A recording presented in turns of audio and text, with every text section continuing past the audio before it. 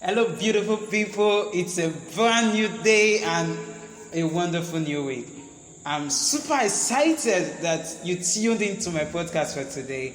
I'm very grateful. Thank you so much. I also want to appreciate everyone who took out their time to listen, download, and comment on my previous podcast. It means a whole lot to me. Thank you so much. The feedbacks and comments, they go a long way to help me to get better, and so you can always keep your comments rolling in. Yes, it's my birthday today. June 21st, every year I celebrate my birthday, and I'm super excited, and I thank God so much for thus far He has helped me.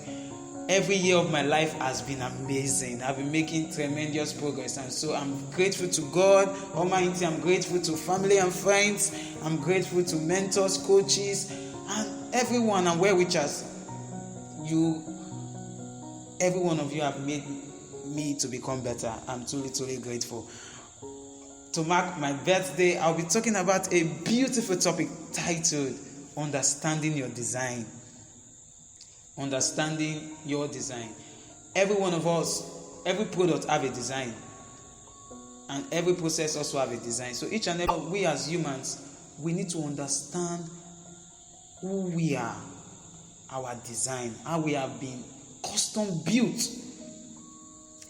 A design is a plan or specification for the construction of an object or system. It's a plan and what? A specification. That's to say, every one of us, there are specifications of which we have been made. So if we understand that, it will help us. Many of us have come to discover that a whole lot of us struggle in things that we are not suited for, and that has really hindered our progress.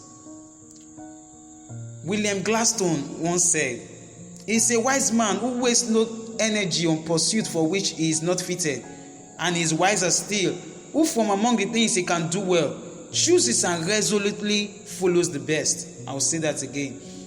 William Gladstone once said, "He is a wise man who wastes no energy on pursuit for which he is not fitted, and is wiser still, who from among the things he can do well, chooses and resolutely follows the best." We cannot do everything, and that's paramount. Until we come to understand that and get that into our heads that we cannot do everything. As we all know, a common saying, a jack of all trades, a master of none. So if we truly want to become the best and become a hero that the world will celebrate, then we must understand our design, who we are, our strengths and our weaknesses.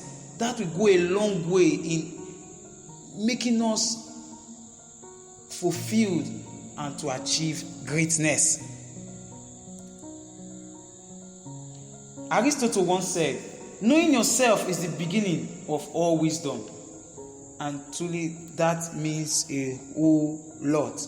So each and every one of us, the moment you come to know yourself and who you are, it can catapult you to fulfilling your destiny. The greatest discovery in the world is self-discovery.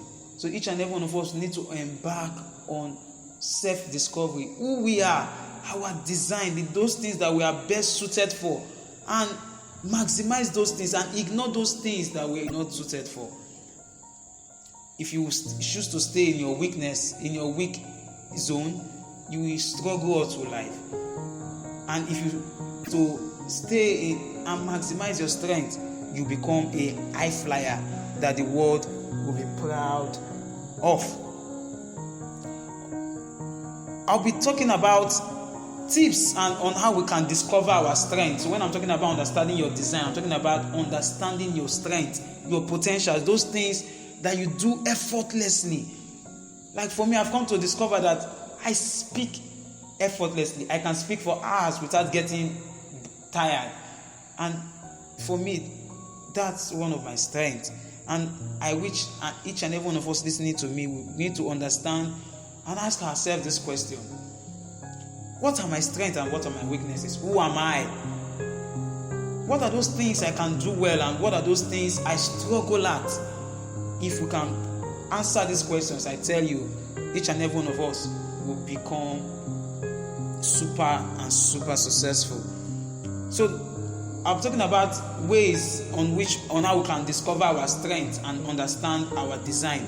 Number one is from the manufacturer. As humans, we all know that we are created by God. I know there are other theories of evolution and the likes, but every product was designed by a manufacturer. So also, we as humans, God created us, and so we must go back to Him if we must truly understand who we are, our design, what He has designed us for, those things He has best suited us for. Then we must take those things, we must go back to Him, and Him alone can fully what He has crafted us for. Number 2, trial and error. You have got to take the risk of failing to find your successes. Nothing teaches you more than your successes and your failures. So be willing to try. How well do you know you can do something if you have not tried at it? So always maximize opportunities. Don't overlook things. Mostly when you are trying to discover yourself, try. In the process of trying, you discover and know your strengths and your weaknesses. Number 3, the counsel of others. Asking others to evaluate your effectiveness is not always fun, but it's always helpful. Be sure to choose people who don't have an agenda other than to help you. Our eyes are in front for a reason. Our eyes only see what is ahead of us, but cannot see what is behind us. So also, they help to see those parts of us that we are not seeing. So always learn to listen to counsel.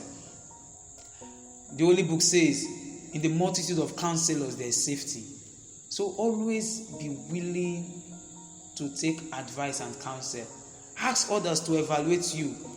From there, you can be able to know your strengths and your weaknesses. Number 4, personality test. Some time ago, I did a personality test and I shared to some of my contacts. And I can tell you that some of the things I found out blew my mind. So true. Others see things that we can't really see about ourselves. So if you do a personality test, it can help to know your strengths and your weaknesses. Number 5, personal experience. Experience isn't always the best teacher. Evaluated experiences. So each and every one of us, we are where you are now. We are made of our experiences. We have so much experiences to gather from, and not just only from your experience, and also from the experience of others. Evaluate every experience and ask yourself, what are those things I do well? What are those things I do effortlessly? Those things that I can put in 20% and they will give me like 80% return. Those stuff, stay in your strength zone. If you must truly achieve your destiny, you must stay in your strength zone. Ed Owe once says, people are always neglecting something they can do and trying to do something they can't do. That's so true, because we always want to be somebody else. And before you know it, so many of us are imitating others, the way they look, the way they talk, and the way they live their lives. And it has kept us where we are. Imitation is limitation. Every one of us, we are uniquely and specially designed. Each and every one of us need to find our strength. Feed your strength and starve your weaknesses. I will say that again. Feed your strength and what? Starve your weaknesses. If you can follow these ways that I have outlined, I know you'll be able to discover your strength. So number 1, to fully discover and understand your design. Number 1, your creator. Number 2, try and error.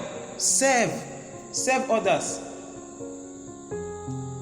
Mahatma Gandhi once said, the best way to find yourself is to lose yourself in the service of others. So be willing to try, be willing to serve. As you serve, you begin to understand your strengths and your weaknesses. Discovering and knowing who you are establishes your sense of self-worth, confidence, and belief. A man who the world will celebrate is a man who have come to discover his strengths and his weaknesses. So never fitting into the opinions of others. Take out time.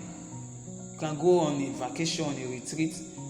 Take out time to sit down and ask yourself, who am I? What am I? And take a pen and a paper and jot your strengths and your weaknesses. Those things that you know that you do so well. If you can maximize your strength, you will achieve a whole lot. Now we end today's podcast with the words of Edward A., which says, I cannot do everything, but I still can do something. And because I cannot do everything, I will not refuse to do the something I can do. I will reiterate that.